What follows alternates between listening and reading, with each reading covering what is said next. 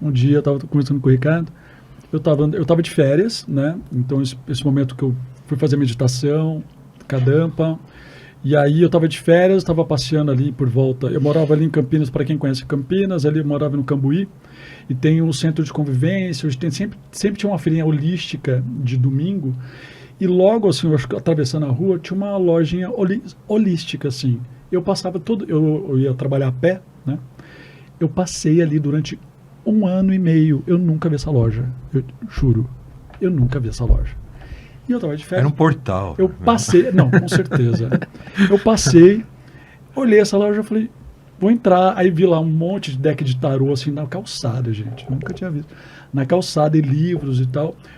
Acho que eu tinha visto alguma coisa do Gasparetto, que é meu ídolo. Assim, É o cara. o Gasparetto é, sabe, nossa. Ele e os discípulos dele. Eu sou um, ele. gente. Eu sou um discípulo do Gasparetto. E a forma de falar também, adoro. Maravilhoso. Maravilhoso. Ele é maravilhoso.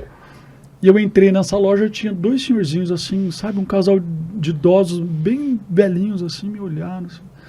Oi, tudo bem, tudo bem? Eu falei assim, olha, eu queria ver o tarô. Eu queria ver, porque lá em Campinas, uma amiga minha tirava tarô pra mim, né? Ana, beijo, você é uma das responsáveis, você sabe disso. Que ela falava, tira pra mim, vê aí pra mim, porque... Aí um dia eu falei assim, bom, eu vou comprar o meu deck e não vou mais ficar enchendo a minha amiga. Fui lá e comprei. E aí começou. Eu fui lá, eu comprei um deck do Rider-Waite, que é um tarô que eu uso até hoje. Hoje eu tenho, sei lá quantos decks de tarô. Mas esse eu tenho, que se torna um vício, né, também. É viciante. e parecia que eu tinha resgatado uma coisa que para mim era muito simples e muito fácil. Era muito familiar e muito pessoal. Cheguei na minha casa e abri aquilo e eu li aquilo e eu não queria ler, porque eu nunca estudei tarô. Eu fiquei muitos anos, eu já começava a atender, eu fui meio que no feeling, né? Eu fui fazer, estudar de fato, porque tem que estudar, né? É bacana você sempre estudar. Eu acho que depois de uns 5 anos que eu vou fazer um curso e tal, foi muito bom. Mas o tarô, o estudo é para sempre, né? Para quem quer estar com o tarô é para sempre. Eu até hoje, assim, às vezes eu volto nos meus estudos, no arcano, depois que eu saio de um atendimento, cada atendimento é um universo, e eu volto naquele arcano de novo e falei, puxa, esse arcano também diz sobre isso, né? Dentro daquele arquétipo universal, mas também puxa essa questão. Então, assim, eu me relacionei com o tarô primeiro pela minha intuição. Passou-se os anos... E sabe, comecei a brincar e aquilo começou a ocupar muito a minha Foi como minha uma mente. lembrança? Para mim foi, sabe? Porque era muito fácil, porque aquilo nunca fez parte da minha vida. Até hoje tem pessoas que me conhecem há muito tempo, ficou sabendo que eu jogava tarô muito depois. Mas da onde que você tirou isso? Da onde que veio? Você nunca falou nada, eu não falava nada. Era uma coisa muito pessoal minha, né? Mais que eu sou libriano, né? Eu sou meio boca de sacola, conto tudo nas coisas.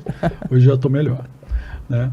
Mas eu não falava, pessoas muito próximas, assim, que eu falava, não, eu preciso botar isso aqui para correr, né? Para andar. É uma forma da gente se testar também, Sim. né? A gente sabe, mas... e aí eu acho que todos nós passamos por isso, por uma validação, né? Será Sim. que é isso mesmo que eu estou sentindo, que eu estou percebendo? Então aí tem que incluir alguém de fora para dar essa validação.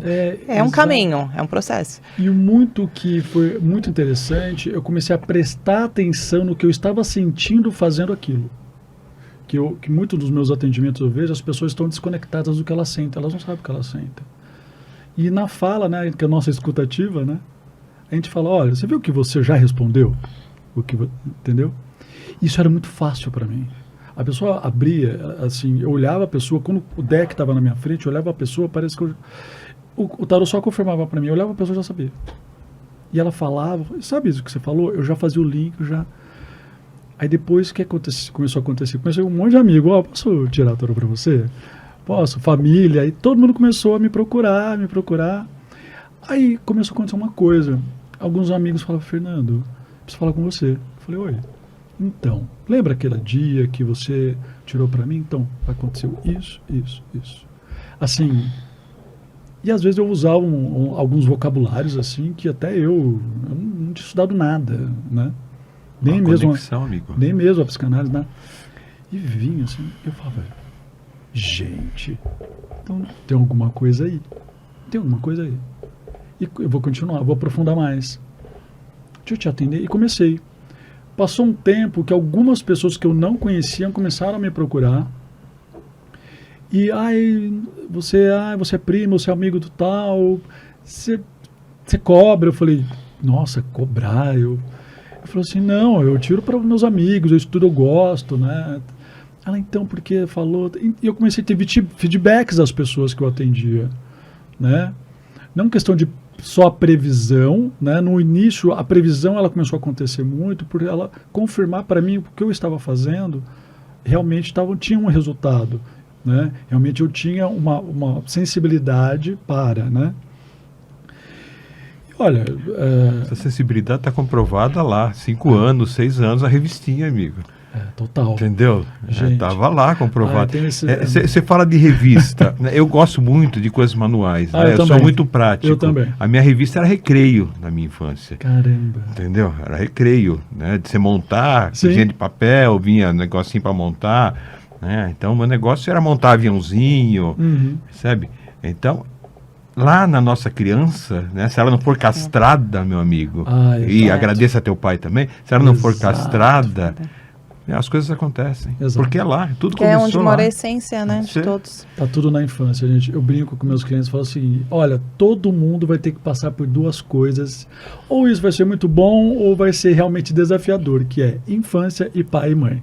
Só para você ver, eu tenho uma imersão, que até vai começar agora, vai ter agora no final de maio, que chama-se Vida Autêntica. Legal. Imersão Vida Autêntica. Eu trabalho dos 10 anos até a concepção.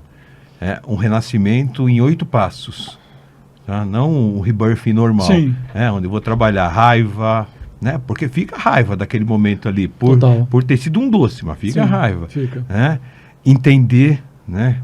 Pai e mãe, a gratidão, o perdão. Então eu vou trabalhando passo a passo até realmente ressignificar tudo que aquela criança viveu. Né? Então ali é para encontrar as faltas, os traumas, as dores, os abusos, sabe? Porque é isso que está reverberando na nossa vida aqui, percebe? E, como eu falei, que bom, né, que teu pai, né, te escutou, te comprou a revista. Ele comprava, arrasou, pai, obrigado. Não, era demais. E aí comecei a ter esse feedback com as pessoas com o tarô. E aquilo mexeu muito comigo, porque eu falei, gente, vamos investigar, né?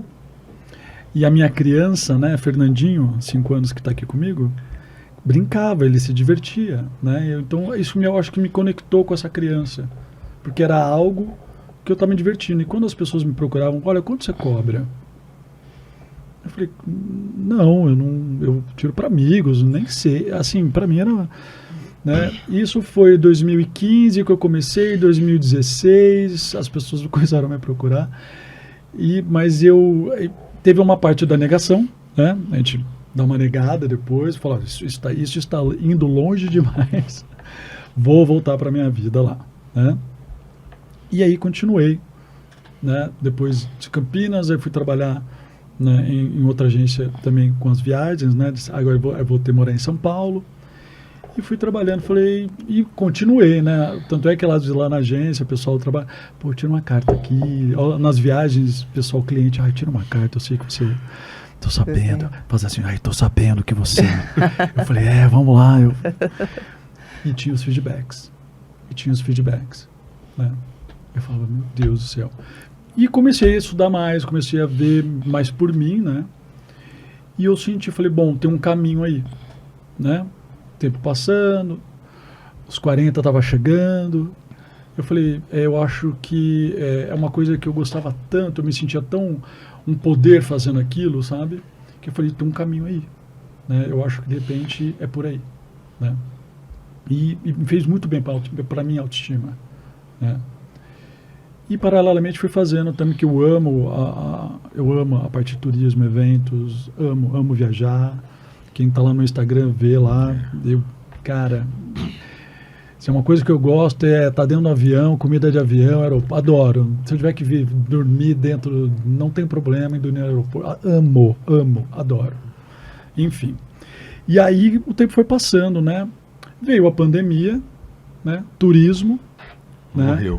Morreu, e eu trabalhava com turismo, né? Mas na minha cabeça, nos últimos anos, eu tinha pensado, bom, ter um caminho com isso é algo que pode me dar a liberdade que eu quero, um negócio novo, pode me dar liberdade geográfica, liberdade dos meus horários, e eu querer, né, e ser um terapeuta holístico, buscar outras coisas. Depois naquela época, eu comecei, quando chegando ali perto de 2020, eu quero o reiki, já fui atrás do reiki, conhecer, né, tava barras de Axis, todas essas coisas, né? Eu tinha assim, bom, em algum momento eu vou parar, mas vai ser daqui uns 5 anos. Veio a pandemia, veio a vida, veio um arcano da torre e mandou o raio e toda a desconstrução. Porque a nossa vida é uma torre ou um castelo de cartas, né? Em algum momento dá um vento aí. É aquilo que eu te falei lá fora de resistir, né? Porque a gente muitas vezes resiste sem saber que está resistindo. Exato. Né? E aí, quando a gente fala, está resistindo, não. Né? Mas a gente muitas vezes resiste àquilo que já está predestinado para acontecer, está ali. Desde os 5 anos falando, é isso, né? Mas uma hora vai ter que, como você disse, cair a torre, vai ter que desmoronar, a vaquinha vai barranca abaixo. É isso mesmo. Nossa, caiu, gente. Meu Deus do céu.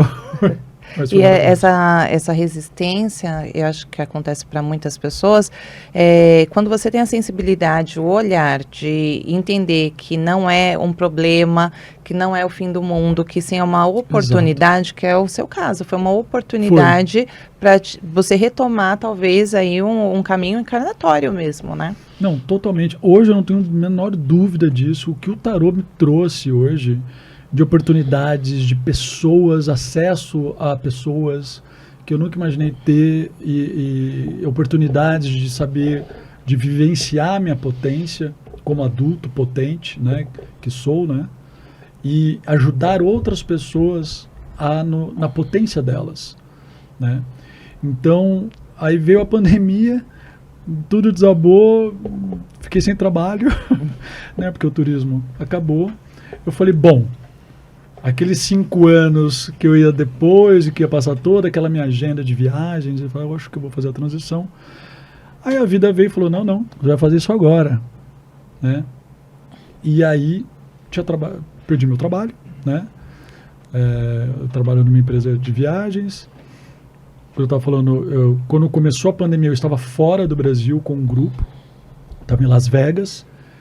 E foi no primeiro mandato do Trump, inclusive, ele fechou os aeroportos, eu estava em Houston para voltar para o Brasil, e aí uma confusão, eu com um grupo, e conseguimos embarcar, voltei para o Brasil. Foi assim, cheguei no Brasil no dia 15, acho que foi de 15 ou 16 de março, dia 18 de março ou 19 de março. Aí oficializou a pandemia. Foi isso mesmo, logo depois, aí eu recebi a notícia, as empresas... Vários projetos que nós tínhamos, eu tinha projeto fechado até 2024, minha vida estava bonitinha, e depois de 2024 ia ver o que ia acontecer. Caiu o rebanho inteiro, caiu, não foi só a vaquinha. Tudo. Não, tudo assim. O meu mundo caiu, eu falei, puxa, voltei da Austrália, né, voltei para o Brasil, recomeçar a vida de novo, porque é um recomeço, né, também.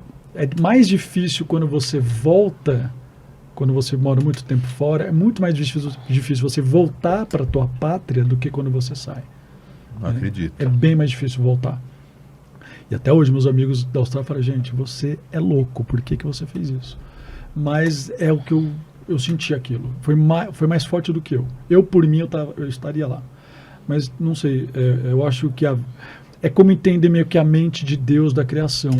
Tem forças que vêm em você que você só sente e fala, é isso, eu vou fazer, né? Não, e parando, né, escutando um pouco o que você está falando aí, dá para entender, voltando para o teu vitiligo, o conflito interno que você estava. Quero ficar, tô indo, por que eu tô indo? Não sei, mas eu tenho que ir, né? É esse conflitaço que entre o coração e a mente. E muitas pessoas acabam passando por isso. A pandemia veio justamente para revelar novos talentos, novas possibilidades para muita gente. Muita gente Exatamente. cresceu e resolveu se assumir Aham. em sua potência e sua essência justamente nessa fase. E esse conflito, acho que é o que mais a gente atende entre racional e emocional. Junta emocional e espiritual, aí no teu caso. Total. E o teu tá muito linkado também com o espiritual.